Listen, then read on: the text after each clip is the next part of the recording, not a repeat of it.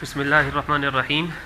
النبی اولیٰ بالمؤمنین من انفسهم وازواجہ امہاتہم واولی الارحام بعضهم اولیٰ ببعض فی کتاب اللہ من المؤمنین والمہاجرین الا ان تفعلوا الی اولیائکم معروفا کان ذلک فی الکتاب مسطورا.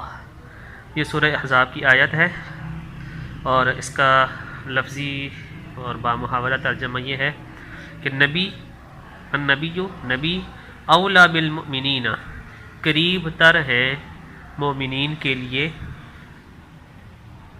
من انفسہم ان کی اپنی جانوں سے، وازواجہ امہاتہم اور نبی کی ازواج وہ مومنین کی مائیں ہیں، واولی الارحام اور رشتہ دار بعضہم اولیٰ ببعض آپس میں ایک دوسرے کے زیادہ قریبی ہیں، فی کتاب اللہ اللہ کی کتاب میں، من المؤمنین والمہاجرین ایمان والوں اور مہاجرین کی بنسبت، الا ان تفعلوا الی اولیائکم معروفا مگر یہ کہ تم اپنے رشتہ داروں کے ساتھ کچھ نیکی کرو.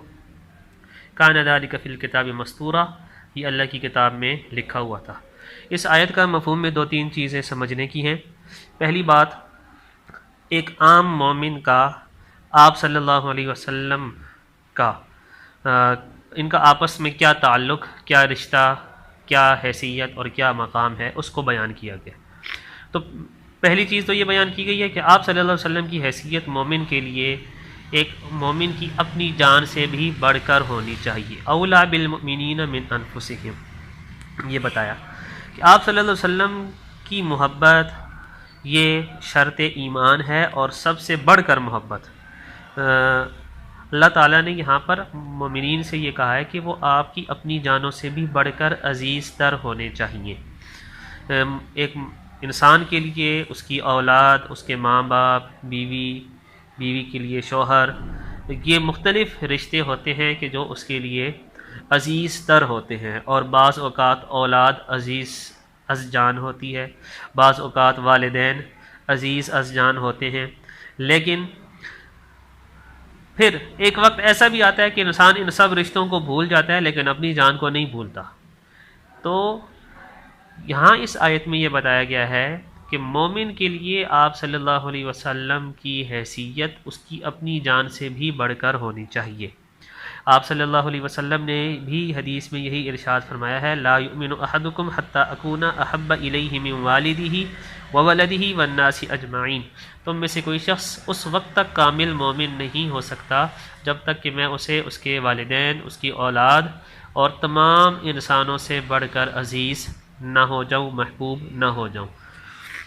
تو آپ صلی اللہ علیہ وسلم کی محبت یہ تو شرط ایمان ہے، اور اس کے بغیر ایمان نامکمل اور ناقص ہے. دوسری چیز بتائی گئی ہے وازواجہ امہاتہم. آپ صلی اللہ علیہ وسلم کو ہم باپ کا درجہ بھی نہیں دے سکتے، کیونکہ باپ کا درجہ دینے سے یہ ہوتا ہے کہ باپ کو ہم دنیا میں بسا اوقات بھول جاتا ہے انسان. ہم اپنی جان کا درجہ بھی نہیں دے سکتے، انسان اپنی جان کی بھی سم ٹائم پرواہ نہیں کرتا، بلکہ یہ کہا ہے کہ اولیٰ بالمؤمنین من انفسہم، آپ صلی اللہ علیہ وسلم اپنی جان سے بڑھ کر عزیز ہونے چاہیے. لیکن ازواج مطہرات کے بارے میں یہ فرمایا ہے کہ وازواجہ امہاتہم، آپ صلی اللہ علیہ وسلم کی ازواج مطہرات مومنین کے لیے ماں کا درجہ رکھتی ہیں. اسی وجہ سے آپ صلی اللہ علیہ وسلم کی وفات کے بعد کسی صحابی نے بھی آپ صلی اللہ علیہ وسلم کی زوجہ مطہرات میں سے کسی سے بھی کوئی شادی نہیں کی، کیونکہ وہ سب کے لیے ماؤں کا درجہ رکھتی تھی. اس کے بعد یہ فرمایا کہ وَأُولُو الْأَرْحَامِ بَعْضُهُمْ أَوْلَىٰ بِبَعْضٍ فِي كِتَابِ اللَّهِ مِنَ الْمُؤْمِنِينَ وَالْمُهَاجِرِينَ. جب ہجرت مدینہ ہوئی تھی اور مسلمان مکہ سے مدینہ گئے تھے تو ایک رشتہ قائم کیا گیا تھا جس کو مواخات مدینہ وہ رشتہ قائم کیا گیا تھا. وہ جب رشتہ قائم ہوا تو وہ جو مکہ مدینہ کے انصار صحابہ کرام تھے، جب ان میں سے کوئی فوت ہوتا تھا تو اس کی جائیداد وہ جب ڈسٹریبیوٹ ہوتی تھی تو اس کے مکہ کے جو بھائی تھے مہاجر، اس کو بھی اس کا شیئر ملتا تھا. اس آیت میں یہ کہہ دیا گیا کہ وَأُولُو الْأَرْحَامِ بَعْضُهُمْ أَوْلَىٰ بِبَعْضٍ فِي كِتَابِ اللَّهِ مِنَ الْمُؤْمِنِينَ وَالْمُهَاجِرِينَ. آپس کے جو قریبی رشتہ دار ہیں یہ مومنین مہاجرین سے اولا ہیں، وہی جائیداد کے حقدار ہیں، جو مہاجرین ہیں وہ ان کے بھائی تو ہیں لیکن وہ دینی بھائی ہیں، بلڈ ریلیشن نہیں ہیں، اور جائیداد میں ایک شیئر ہونے کے لیے بلڈ ریلیشن ضروری ہے۔ اس لیے مکہ اور مہاجری والا جو رشتہ ہے، مواخات والا رشتہ ہے، وہ تو ایز اٹ از رہے گا، لیکن ایسا نہیں ہوگا کہ کوئی انصاری فوت ہوا تو اس کی جائیداد میں سے ایک پرٹیکولر شیئر اس کے مکہ کے مہاجر بھائی کو ملے۔ ہاں ایک تھوڑی سی ایکسیپشن اللہ تعالیٰ نے کر دی، الا ان تفعلوا الی اولیاءکم معروفا، ایک پرٹیکولر شیئر جو ہے بھائی والا حصہ وہ تو نہیں ملے گا، لیکن اگر آپ کچھ نیکی کرنا چاہیں تو اس بھائی کو کچھ دے سکتے ہیں۔ کان ذالک فی الکتاب مسطورا، اس کے بارے میں فرمایا کہ یہ اللہ تعالیٰ کی کتاب میں لکھا ہوا ایک قانون تھا۔